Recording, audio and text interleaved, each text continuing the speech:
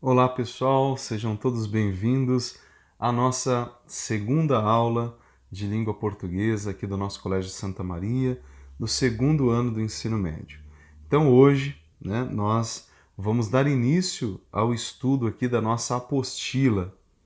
Ontem eu pude apresentar para vocês, na aula passada, como é que essa apostila está estruturada, qual que é o nosso plano de curso aqui de língua portuguesa. E hoje nós então vamos dar o nosso primeiro passo dentro da nossa apostila. Então, como eu pedi para que vocês assistissem esse vídeo, porque depois nós vamos ter atividades, nós vamos estudar esse texto que eu estou colocando para vocês. Então, eu gostaria que vocês prestassem bastante atenção em tudo aquilo que eu vou falar nessa unidade 1. Como eu já tinha dito também, o nosso primeiro estudo será de leitura, compreensão e interpretação textual. Nós vamos nos dedicar então a ler textos, a compreender aquilo que o texto está dizendo, porque é uma grande dificuldade que as pessoas têm de ler e entender o que está sendo dito. Então nós vamos pegar parágrafo por parágrafo e nós vamos procurar a ideia principal, a ideia central de cada um dos parágrafos, para que a gente possa concordar com alguém, concordar com o texto ou discordar do texto. Nós primeiro precisamos entender aquilo que a pessoa está falando, porque senão a gente vai discordar de uma coisa que a gente nem entendeu ainda, tá certo? Então olha só, vamos pegar esse primeiro texto na unidade 1.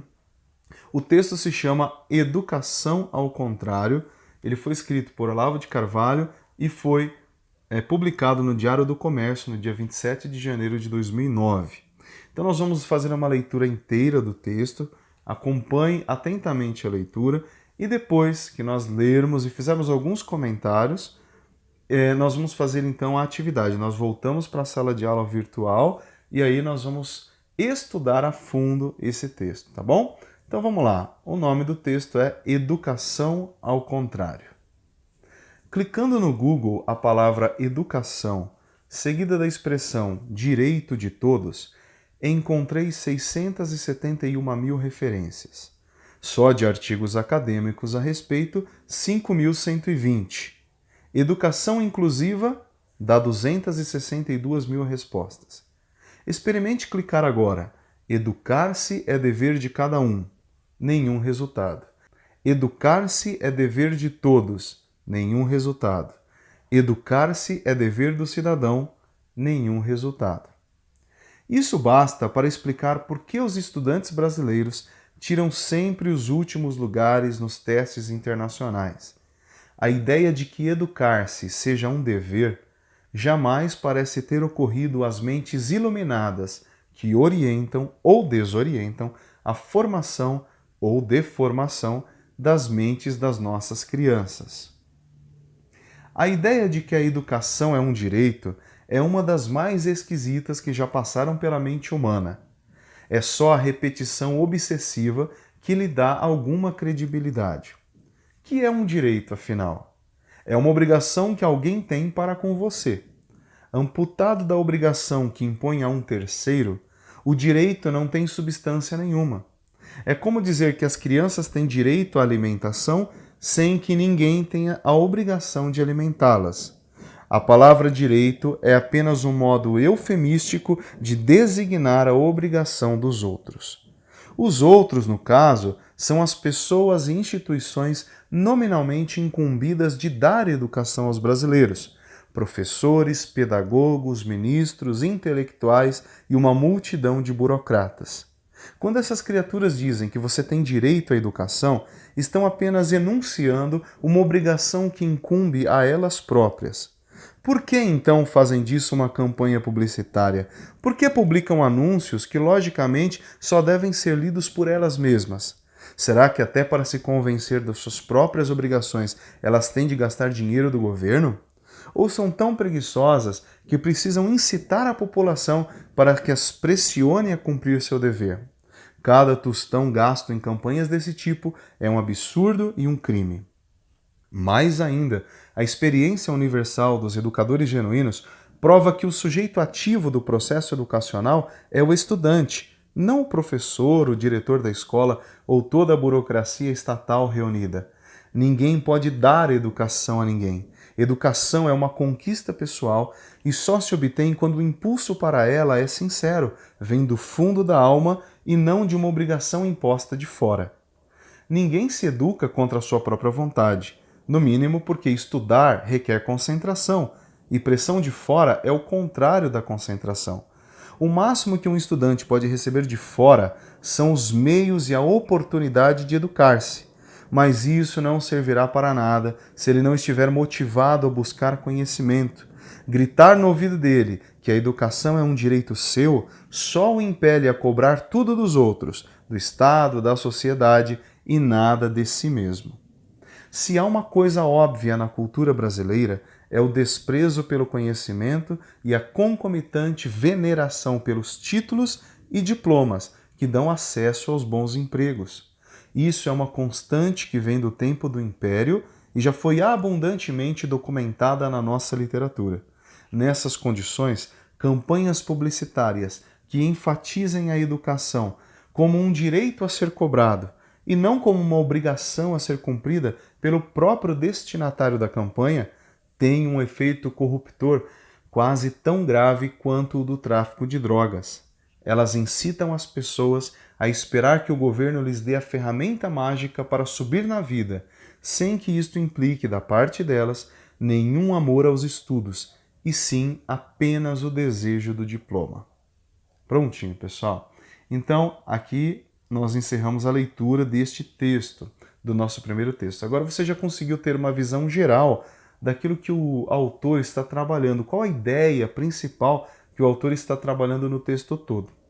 Nós vamos fazer uma análise cuidadosa de cada um desses parágrafos e por isso eu vou pedir para que você utilize sua apostila ou, se você não tem a apostila impressa, que você utilize o seu caderno para escrever aí aquilo que os exercícios estão pedindo. Por exemplo, o primeiro exercício pede para que você identifique a ideia central de cada parágrafo do texto e escreva uma frase que a resuma. Então a gente tem aqui P1, P2, P3, P4, P5, P6.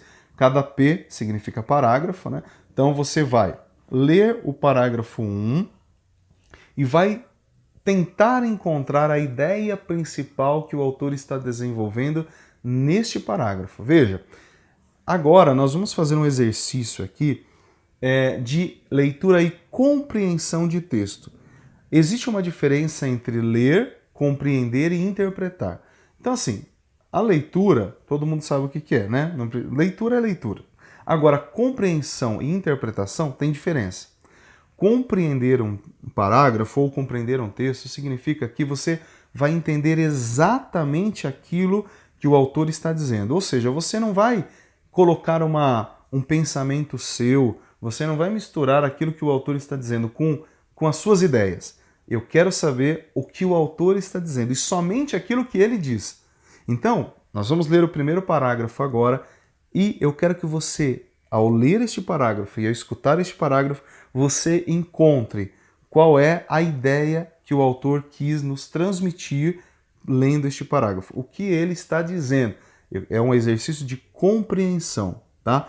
Porque interpretar é outra coisa. Interpretar é quando você, depois de ler o parágrafo, você tira suas conclusões. Você pode expandir a ideia do autor. Então o autor diz isso? Ah, tudo bem. Então aí você começa a fazer a sua interpretação. Você começa a misturar as ideias dele com as suas. Você começa a tirar lições daquilo que ele disse, certo? Agora, compreensão não. Compreensão é apenas aquilo que está no texto. Eu quero saber se você consegue identificar. Vamos lá? Então eu vou ler de novo o primeiro parágrafo e eu gostaria que você dissesse para mim qual é a ideia central. E logo que você identificar a ideia central, você aperta o pause do nosso vídeo e vai escrever lá no seu caderno ou aí na apostila, no P1, lá embaixo, a gente tem o P1, como eu mostrei, você vai resumir numa frase, tá? Uma frase bem direta, bem objetiva, o que o autor está dizendo. Ó, clicando no Google a palavra educação, seguida da expressão direito de todos, encontrei 671 mil referências. Só de artigos acadêmicos a respeito, 5.120. Educação inclusiva dá 262 mil respostas. Experimente clicar agora. Educar-se é dever de cada um. Nenhum resultado. Educar-se é dever de todos. Nenhum resultado. Educar-se é dever do cidadão. Nenhum resultado.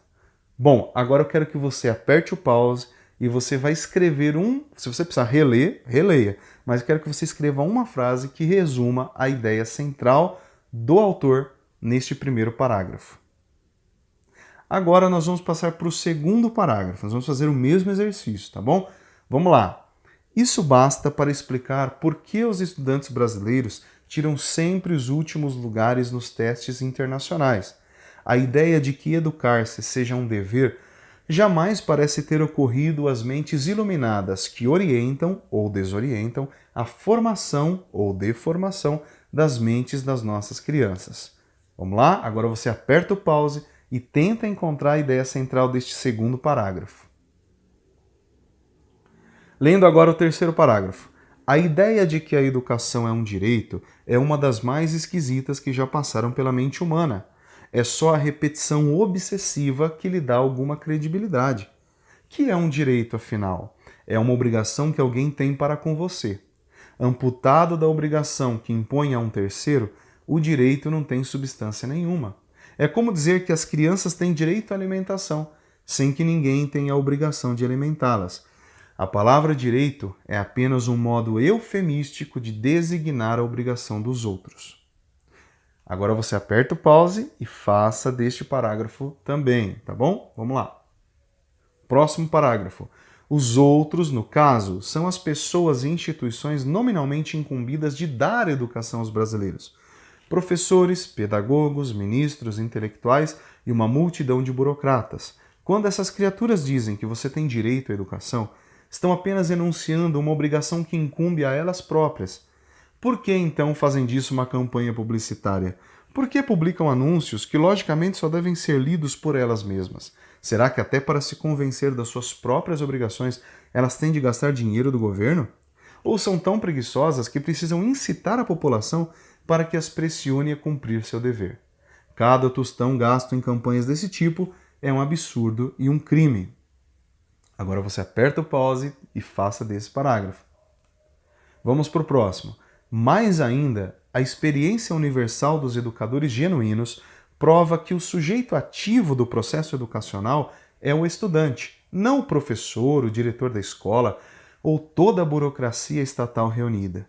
Ninguém pode dar educação a ninguém. Educação é uma conquista pessoal e só se obtém quando o impulso para ela é sincero, vem do fundo da alma e não de uma obrigação imposta de fora. Ninguém se educa contra a sua própria vontade, no mínimo porque estudar requer concentração. E pressão de fora é o contrário da concentração. O máximo que um estudante pode receber de fora são os meios e a oportunidade de educar-se. Mas isso não servirá para nada se ele não estiver motivado a buscar conhecimento. Gritar no ouvido dele que a educação é um direito seu só o impele a cobrar tudo dos outros, do Estado, da sociedade e nada de si mesmo. Vamos lá? Pausando o vídeo, encontra a ideia central do autor aí neste parágrafo. Vamos lá, último parágrafo. Se há uma coisa óbvia na cultura brasileira, é o desprezo pelo conhecimento e a concomitante veneração pelos títulos e diplomas que dão acesso aos bons empregos. Isso é uma constante que vem do tempo do Império e já foi abundantemente documentada na nossa literatura. Nessas condições, campanhas publicitárias que enfatizem a educação como um direito a ser cobrado e não como uma obrigação a ser cumprida pelo próprio destinatário da campanha têm um efeito corruptor quase tão grave quanto o do tráfico de drogas. Elas incitam as pessoas a esperar que o governo lhes dê a ferramenta mágica para subir na vida, sem que isto implique da parte delas nenhum amor aos estudos e sim apenas o desejo do diploma. Agora você pausa o vídeo de novo e procure a informação, a ideia central, crie uma frase com a ideia central deste parágrafo. Bom, pessoal, então se você conseguiu finalizar essa primeira parte, parabéns, muito bem. Eu sei que nós estudamos juntos também, eu procurei mostrar para vocês aí as respostas lá na nossa sala de aula presencial virtual, né? Presencial virtual, ou seja, lá pelo nosso Zoom, nós fizemos a nossa aula. Então, Espero que você tenha entendido, esteja pronto para mais tarde realizar a mesma atividade com outros textos, tá certo? E esse tipo de atividade é muito importante. Por quê? Porque nós vamos conseguindo tirar aquilo que é apenas ideia nossa e, digamos assim, como que peneirarmos, né, ou filtrarmos apenas a ideia do autor. Porque aí a gente entende o que realmente ele está dizendo.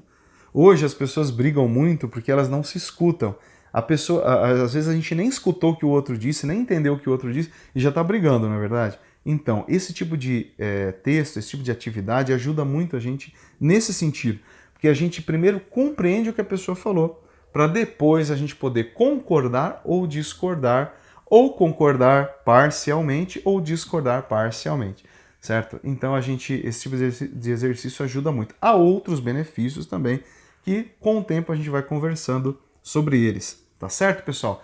Então eu espero vocês na nossa próxima aula. Nós vamos continuar estudando ainda um pouquinho esse texto, agora com a interpretação, e depois o momento em que nós vamos poder dar a nossa opinião com relação às ideias do autor. Eu desejo a vocês, então, aí bons estudos e nós nos encontramos na nossa próxima videoaula. Um forte abraço e até mais!